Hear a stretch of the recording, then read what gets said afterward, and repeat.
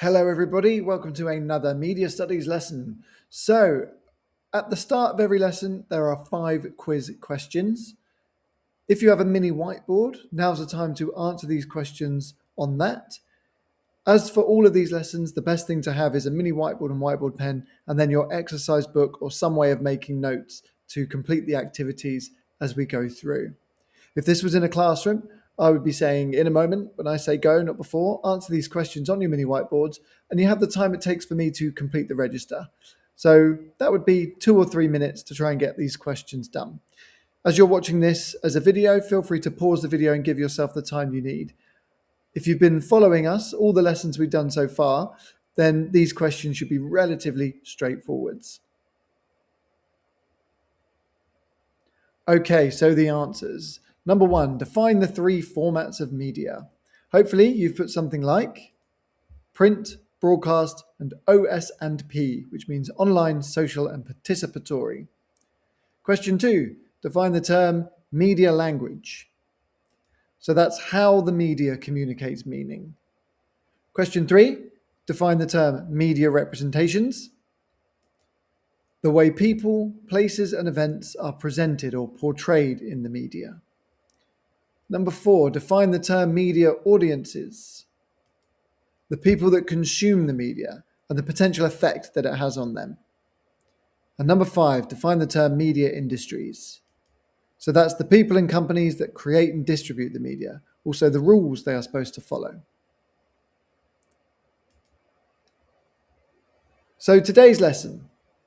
In a moment, when I say go, and not before, please write the lesson title and today's date, then give them a nice, neat double underline in your books. Again, if you're in my classroom, you'd have about 20 seconds to do this. Pause the video if you need to. What you're trying to write down here is the title, historical contexts. You don't need to write the lesson objective or the numbers and the topic that we're in there either.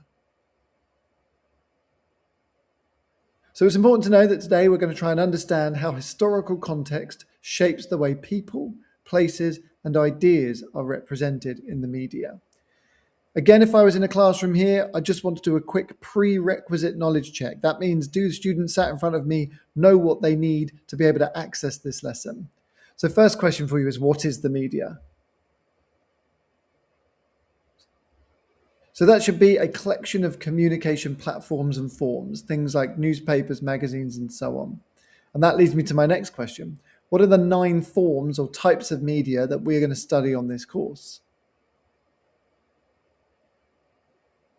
So that should be newspapers, magazines, adverts, radio, TV, music videos, social media, video games, and film. And lastly, what are the 3 formats of media? Well, we answered this in our first quiz question, print, broadcast, and OS&P.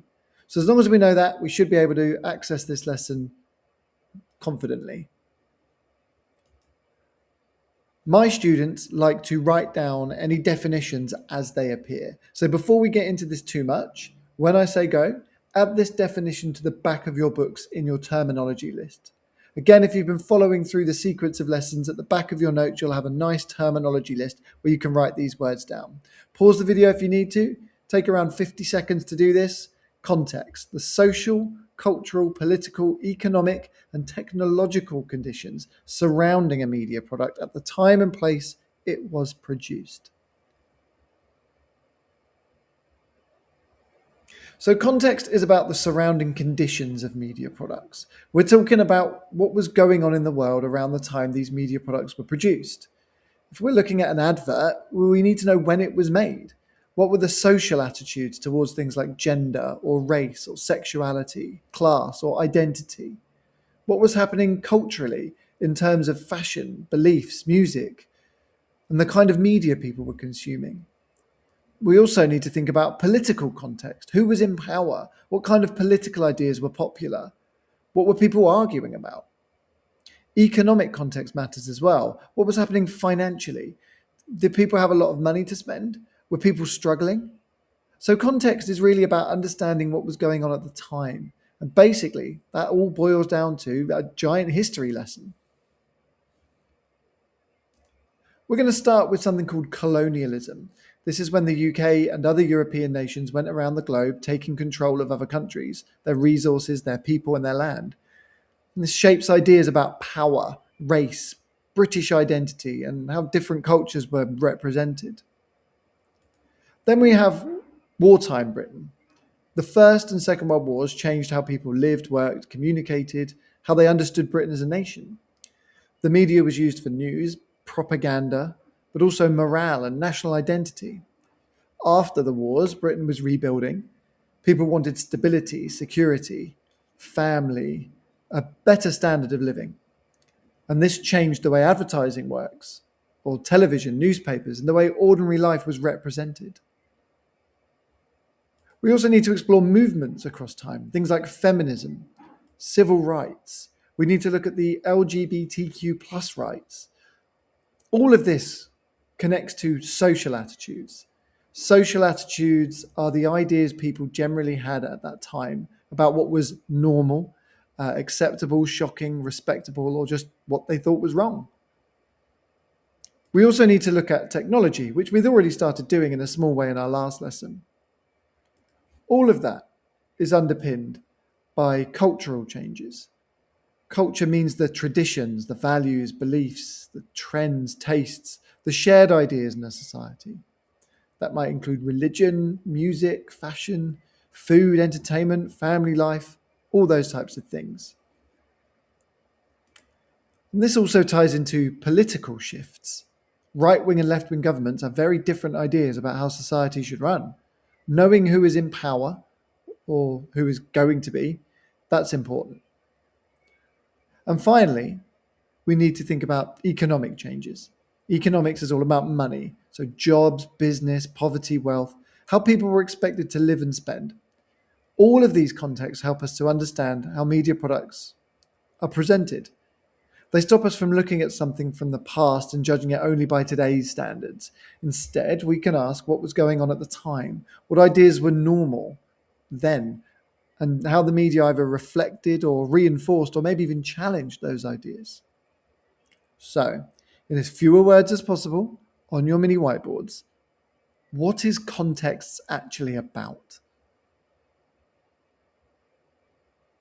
Hopefully, you managed to get something like what was going on around the time a media product was produced.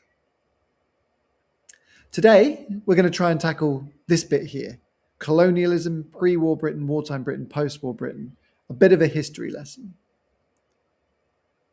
So starting off with colonialism.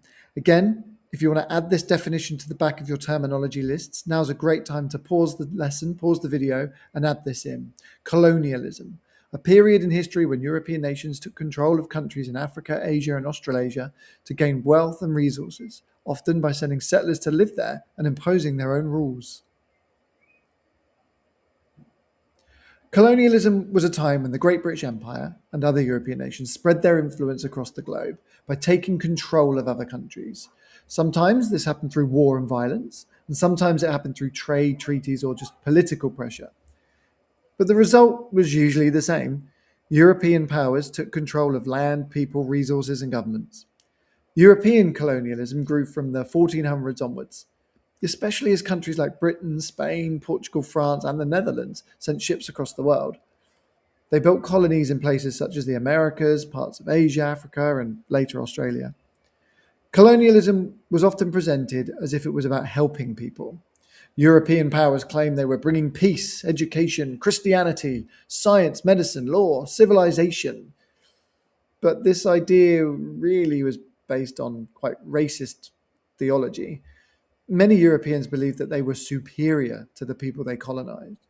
They often described non-European people as savage or uncivilized or in need of control, and this helped justify colonialism. In other words, they made it sound like they were helping when really they were just taking over. In reality, colonialism was about wealth, land, resources, and control.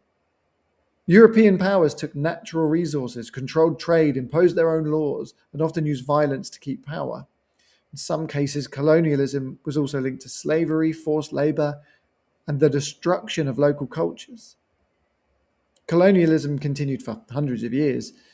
In the 1880s, European powers divided up large parts of Africa during what was called the Scramble for Africa. This was not about doing what was best for African people. This was about land resources, money, and power. You may have learned about this already in your history lessons. So, in as fewer words as possible on your mini whiteboards, what was colonialism? Hopefully you had something like a system where European powers took control of other countries to build power, wealth, and influence across the world. After World War I, the victorious Allies redrew parts of the world map. Some colonies and territories were taken from the defeated powers, especially Germany and the Ottoman Empire, and placed under the control of the winners. By around 1922, the British Empire had become the largest empire the world had ever seen. It controlled roughly a quarter of the world's land surface and ruled over hundreds of millions of people. Britain was one of the world's most powerful countries. Huge wealth, massive navy, and colonies across the globe. This gave Britain enormous political, economic, and cultural influence. One long-term impact of this was the spread of the English language. English is now one of the most spoken languages in the world. If we include people who speak it as a second language, it's usually ranked as the most spoken language around the world. So colonialism did not just affect maps and borders, it affected language, culture, identity, power, wealth, and the way different countries were and still are represented in the media. So in as fewer words as possible, in your own words, what impact did colonialism have on the world? Colonialism affected the world by spreading European power, language, culture, and wealth, whilst also taking land, resources, and control away from the colonized people. A colonialist view does not always mean someone openly supports empire. It can mean the media still shows some countries, cultures, or ethnic groups as less modern, less powerful, less civilized, or needing help from Western countries. And this is why old colonial ideas can still affect modern representations. So all of that is about how people, events, places are shown in the media. It's a little bit of background as to why certain groups are shown how they are. If you're in my classroom, we'd now be starting on what we call a we do activity. I need to see if you've learned anything from what we were just talking about. Now this task is called true, false, or possibly, but it's not as simple as just saying true or false to what we're going to be looking at. If you're in a classroom, I would be saying, when I say go and not before, we're going to do a series of brief turn and talks. I'd want you to talk to the person next to you. If you're watching this video on your own, you won't really be able to do that. So you kind of have to have an internal conversation with yourself. I will reveal 4 statements on the board, one at a time. You need to discuss each one with your partner or on your own. And first of all, decide whether you think the statement is true, false, or is it possibly true.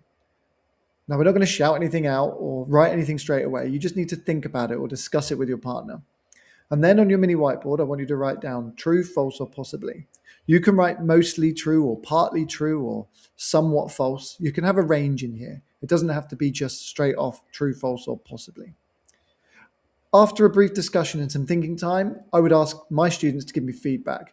We'd be looking at what do you think and why you think that. In my classroom, I'd also be looking to see if partners agreed or disagreed with each other to kind of elevate the conversation. For the purposes of this video, if you're watching it, what you want to do is once the statement is revealed, pause for 30 seconds, think about it, and then consider whether you agree if it's true, false, or possibly. So our first statement. Britain controlled colonies mainly because it wanted to help them. So take 30 seconds now to think about your response. Now, I would argue after a conversation with my students that that's mostly false. What you can see here under the term mostly false is a little description of it. Britain often claimed it was helping, but colonialism was usually linked to power, wealth, resources, and control.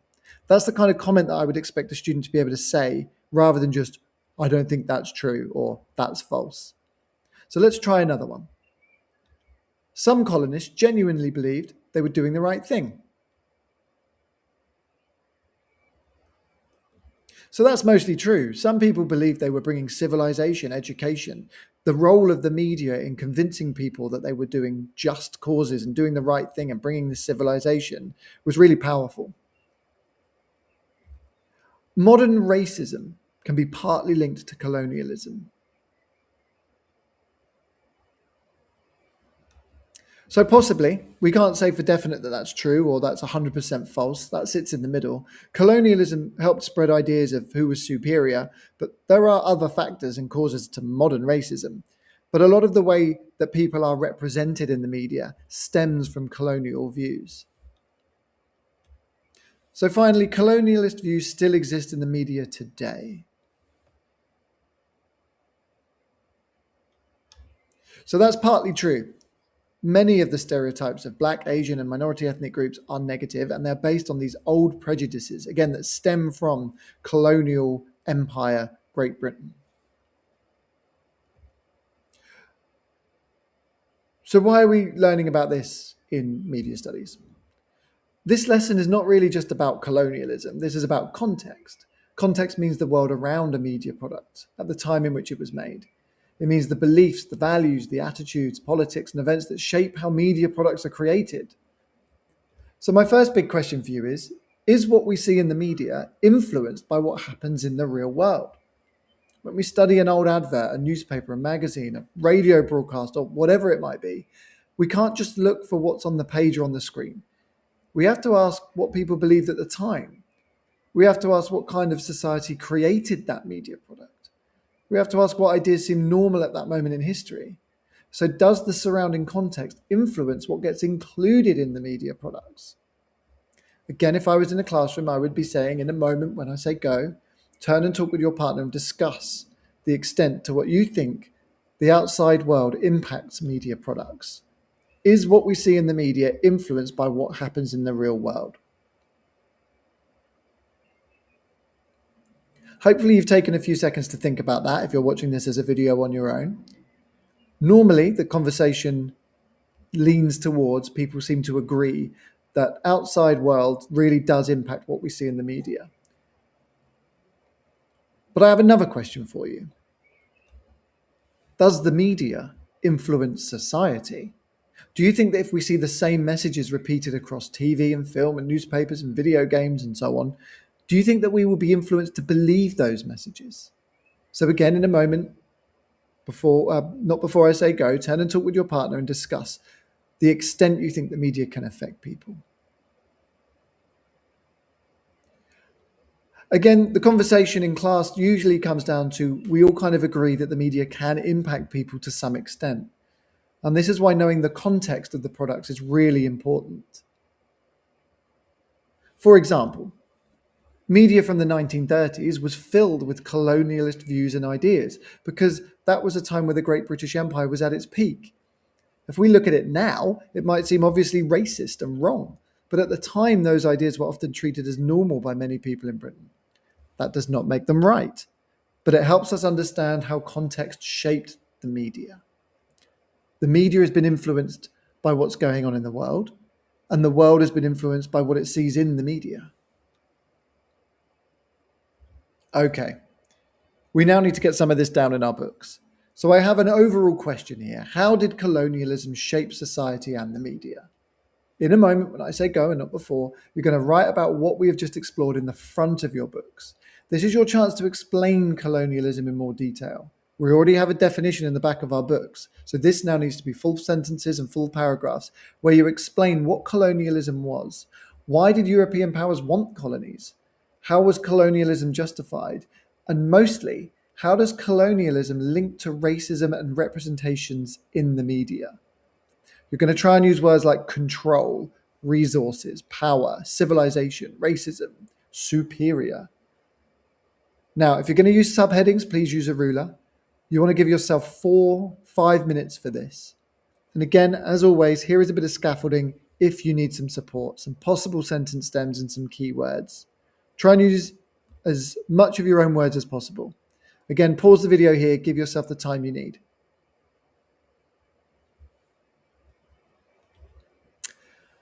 Again, my students like to write down definitions before we get into it. So Pause the video again here, give yourself 50 odd seconds to write down propaganda, media designed to influence what people think, feel, or do, usually of a political nature. This would be in the back of your books in your terminology list. So let's fast forward a little bit and explore what was going on during wartime Britain. During the First World War and Second World War, the media became extremely important. Radio, newspapers, posters, and cinema were used to keep people informed, but they were also used to keep people on side in a very difficult time. This is where propaganda becomes important. Propaganda is media designed to influence what people think, feel, or do. It's designed to push a particular message. So in wartime Britain, First World War, Second World War, that message was often about the Great British Empire being superior and strong. It was about men showing bravery and sacrifice, duty and national pride. People were encouraged to see Britain as strong and moral and united. They were told to keep going. They were told to trust the government. They were told that everyone had a role to play. And across both world wars, people did. So a quick question for you on your mini whiteboard. In as fewer words as possible, in your own words, what is propaganda? Hopefully you've got something like media designed to influence what people think, feel, or do, usually by promoting one clear message or a point of view, often very political in nature. During the Second World War, people were expected to think collectively. That means people were encouraged to think about the country before themselves. The key ideas were duty, sacrifice, discipline, obedience, and national pride. People were told that everyone had a role to play. Men were often linked to fighting, bravery, protection, and leadership. But these adverts here show us how women were often represented in wartime propaganda. Women were linked to supporting the war effort, working hard and keeping the home going, protecting children and managing resources. And this shaped how women were represented in the media. The key point is that these posters are not just giving information. They are using propaganda to show people what role they were expected to play. So again, on your mini whiteboards, with as fewer words as possible, what ideas did wartime media try to represent and why? In essence, how were men shown, how were women shown at this time and why? Men were shown as brave, and that's because men were needed to go and fight in the war and protect the Great British Empire. And women were shown as working hard, but at home, looking after children, doing the domestic chores. After the war, Britain was proud of winning, but life was also very difficult. Cities had been bombed, families had lost people, and money was pretty tight. Food rationing continued after the war and didn't really fully end until 1950s. So post-war Britain was not instantly wealthy or comfortable. There was a strong desire to rebuild the country and return to normal life, in quote marks. But for many people, normal life meant traditional family roles. Men were expected to be the breadwinners. Women were often encouraged to return to the home after doing these wartime jobs. The home became a symbol of stability, safety, and national recovery. And this is why lots of post-war adverts focus on clean homes, happy families, the ideal housewife, and modern household products. They're not just selling soap, food, and clothes. They were selling an idea of Britain getting back to normal. So, again, on your mini whiteboards, in as few words as possible and in your own words, why did post-war adverts often show traditional representations of men and women? Well, it's really because after the war, people wanted life to get back to normal. Men were expected to work and women were expected to look after the home. Adverts showed this because it made Britain seem stable again. However, things were not normal again. The British Empire was beginning to decline.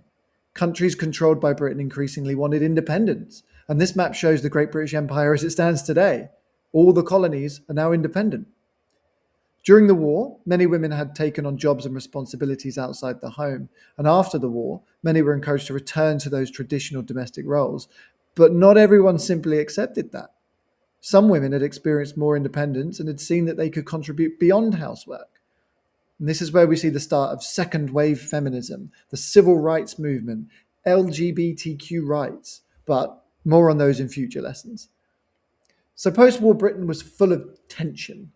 The media often promoted these clean homes, happy families, and traditional gender roles. But underneath that, Britain was dealing with economic difficulty, the decline of the empire, and changing attitudes.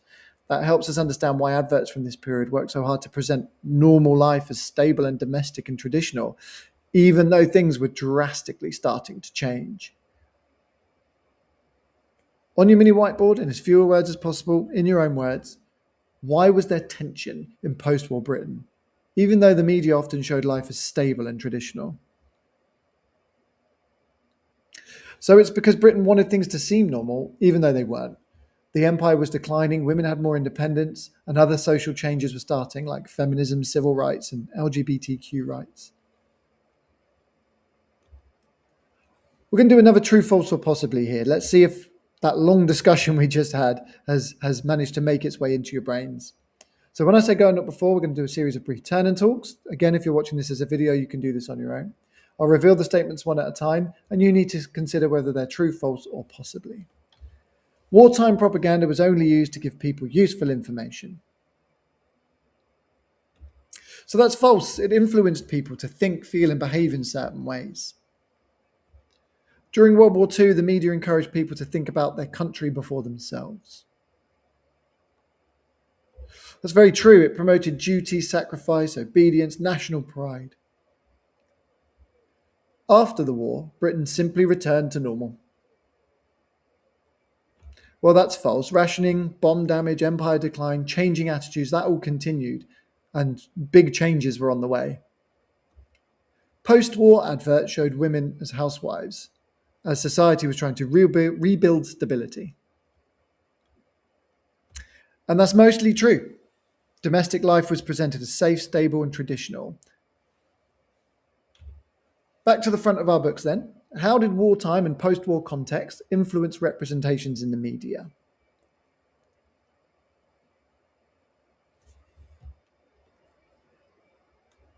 Here are some sentence stems that might help you, and some key words that you might want to try and include. Give yourself about 5 minutes for this.